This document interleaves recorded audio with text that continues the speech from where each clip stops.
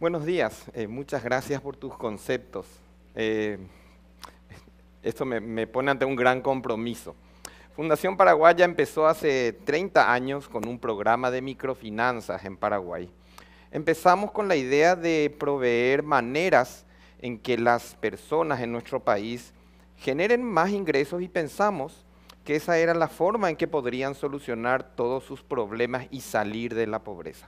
Y ha sido un programa bastante exitoso porque hemos ayudado a mucha gente, hemos aliviado mucha pobreza y hemos logrado incorporar el concepto en Paraguay. Por ejemplo, ella es doña Carmen. Doña Carmen es una de nuestras clientas, trabajamos con 60.000 familias. Ella tiene 2 hijos, tiene un pequeño negocio que ustedes pueden ver en la foto. Aumentó sus ingresos en un 100% después de 1 año y medio de trabajar con nosotros. Nosotros le dimos microcrédito, le entrenamos a manejar su negocio y le ayudamos a formar parte de un grupo. Y él es don Pedro. Don Pedro vive en una población en las afueras de Asunción. Él tiene 3 hijos. Don Pedro aumentó sus ingresos en un 80%. Él recibió microcréditos, recibió entrenamiento para manejar las cuentas de su taxi y también le ayudamos a legalizarse porque este era un taxi irregular y obtuvo su licencia. Don Pedro tiene 2 hijos y ya tiene también un nieto.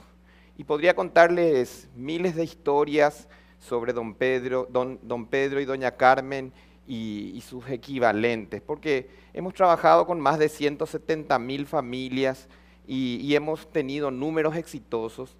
Entre ellos podemos destacar que en un promedio las personas con las cuales trabajamos aumentan en un 116% sus ingresos. Y esto es bueno. Y también esto mismo podrían contarles muchas otras organizaciones de microfinanzas que en toda Latinoamérica trabajan por la inclusión financiera. Pero, nosotros en la Fundación creemos que estamos trabajando con una carie. Y si se trabaja con una carie, no se soluciona el problema de la dentadura. Muchos de nuestros clientes siguen siendo pobres. Siguen viviendo en medio ambientes como este, tirando su basura al costado de los arroyos, disponiéndolo de una manera que no es apropiada. Siguen sin tener ahorros, no tienen un respaldo al cual recurrir en caso de emergencias. Siguen teniendo baños como este, a pesar de aumentar sus ingresos, o como este, muy precarios, ¿no? Siguen cocinando en lugares cerrados, con los riesgos que eso significa, oscuros, llenándose de humo, o en el piso, con todo lo que ello representa, o en el patio de sus comunidades. Estuve en esta casa hace 2 semanas, es la vivienda de una familia indígena, y yo tenía una guayabera blanca, y habían 5 niñitos en la casa, y cuando llegué, 2 de los niñitos más pequeños empezaron a llorar porque pensaron que yo era el vacunador del centro de salud que venía a poner la vacuna. Siguen teniendo viviendas inseguras, siguen compartiendo dormitorios entre adultos, adolescentes y niños con los riesgos que eso conlleva.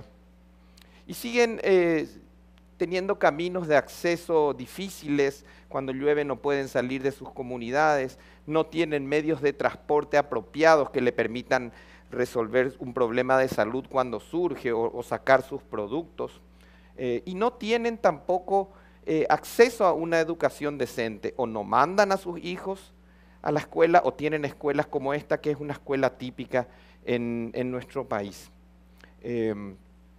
No forman grupos de autoayuda como este, no tienen un grupo con el cual salir adelante y no tienen tampoco conceptos de la belleza, de la estética y de la autoestima. Son muchas formas de pobreza, y no están todas, porque la pobreza no se trata solamente del dinero. La pobreza es multidimensional, es como una masa gris, como una nube gris que aplasta a los pobres y que les impide pensar en salir de ella. Los pobres piensan que ya nacieron pobres y tienen que morir pobres, ¿no? Es como un tráfico caótico de las ciudades que no sabemos cómo encarar y que no saben cómo cruzar la calle. Necesitan un semáforo, necesitan una manera de organizar la pobreza y esa es la herramienta que hemos desarrollado en Fundación Paraguaya. Organizamos el concepto de pobreza en 6 dimensiones o en 6 grandes áreas: ingresos y empleo, educación y cultura, vivienda e infraestructura, salud y medio ambiente. Hasta aquí son conceptos duros, pero también organización y participación es parte de la pobreza. Y también interioridad y motivación.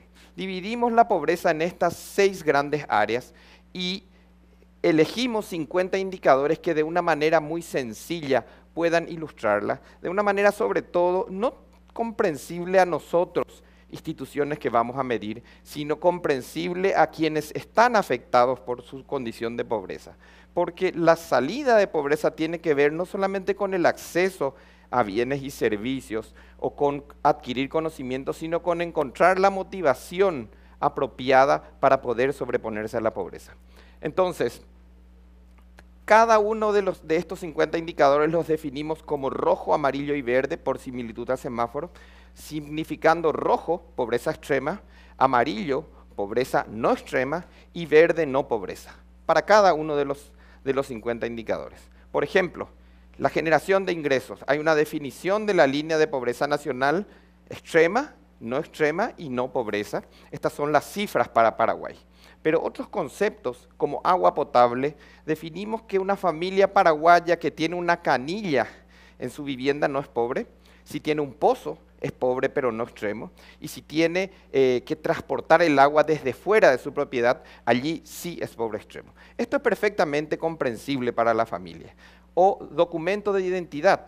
Si no tiene documento de identidad, es pobre extremo. Si tiene documento de identidad pero expirado, es pobre, aunque no extremo. Si tiene documento de identidad al día, no es pobre en el indicador documento. Esto no es un índice, esto no tiene un peso, es más, no se valora ni se pondera. Más bien es un checklist de cosas que las familias tienen que hacer para lograr sobreponerse a su condición de pobreza.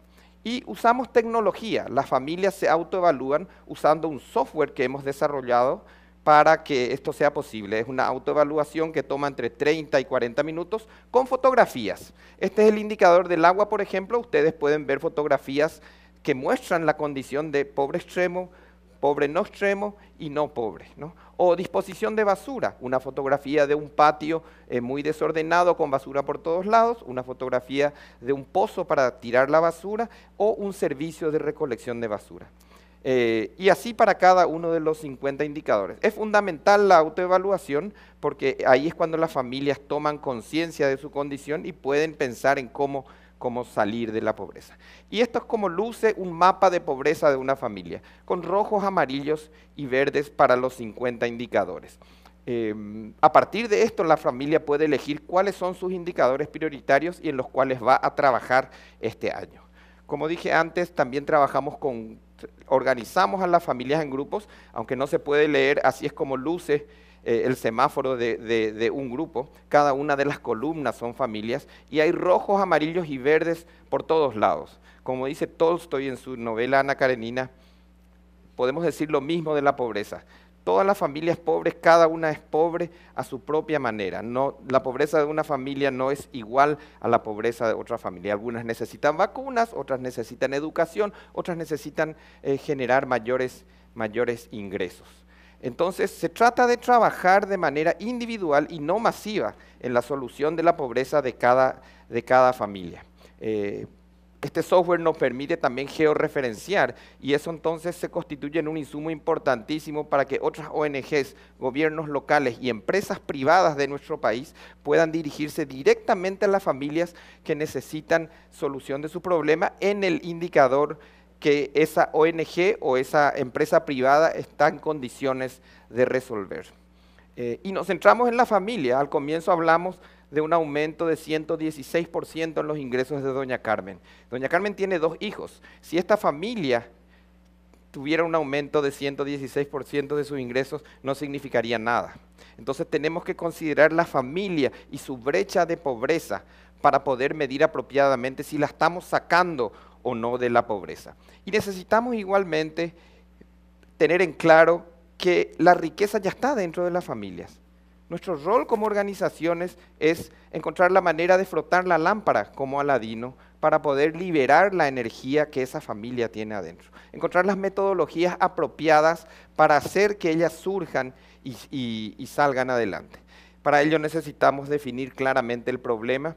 Esta señora que no tiene dientes, nuestra reacción primera se debe a que no puede pagar el dentista.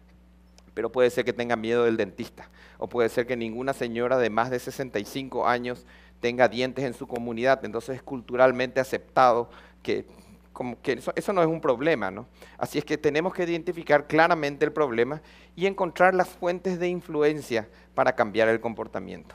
La motivación puede ser interna, puede provenir del grupo o puede provenir de la estructura que nos rodea. Si usamos esas fuentes podemos cambiar comportamientos humanos porque esa es la manera en que se logra motivar a las familias para que salgan de la pobreza.